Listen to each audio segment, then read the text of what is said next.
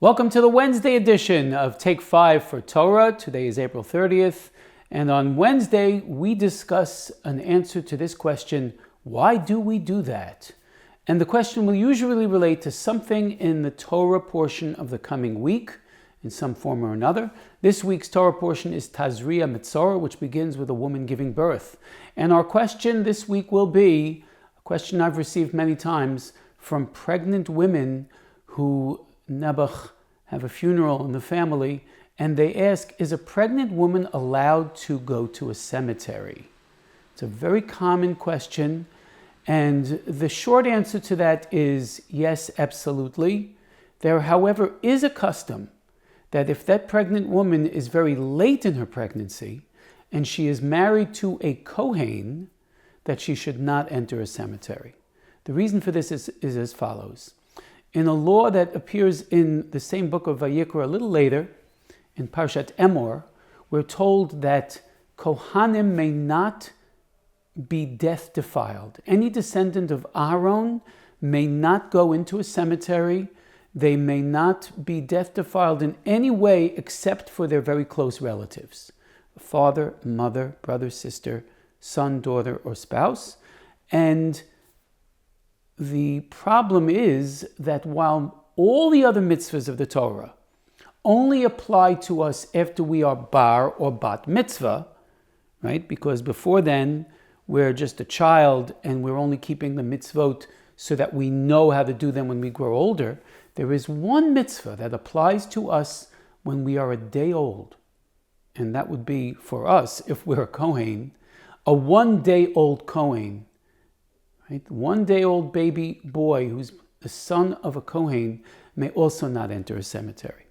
So if that woman, now you get it, late in her pregnancy, enters a cemetery and she is giving birth to a boy, then she may deliver that boy in an emergency in the cemetery, and there is a boy, 1 day old Kohen in the cemetery. That is the whole reason. Everything else stems from there.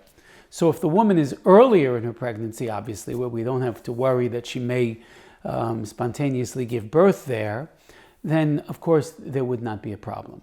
Some extend this, though, even to a woman who is married to a Kohen who knows she's having a boy. Remember, a girl, daughter of a Kohen, is allowed to enter a cemetery. It's only the boys that can't be death defiled.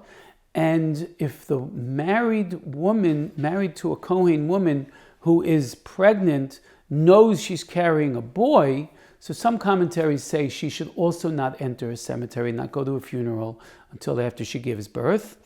And this is a little connected to the law of Shimshon, Samson, who was told by God, God told his mother that her son would be a Nazir from the womb, from birth, and she was told not to drink wine.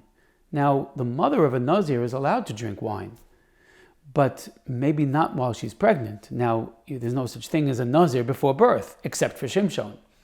So since what we all know that what a woman drinks goes into the womb, and even Ralbag in his commentary to Sefer Shoftim, as well as the Sforno to his commentary to the Nazir portion of the Torah, says that the reason why she was told not to drink wine was because her son couldn't have wine, not even in the womb. So if that's the case, then I understand why a pregnant woman who's carrying a boy, even if she's only 2 months pregnant, something in the womb also applies to her while she's in the cemetery. If that's a male Kohen who after he's born shouldn't be in the cemetery, she shouldn't be there either while she's pregnant. Just like the angel told Samson's mother, while you are pregnant with Samson, you may not drink wine yourself. Now, the fact is she was not told anything at all about death defilement. We know that a Nazir is not allowed to be death defiled, even like the high priest, like the Kohen Gadol. He can't even go to his brother, his sister, his father, his mother's funerals. But this is a caveat. The Nazir of Shimshon, Samson the Nazir in the Tanakh, the Talmud concludes in the beginning of Masechet Nazir, was allowed to be death defiled. That's what he did for a living. He fought against the Philistines.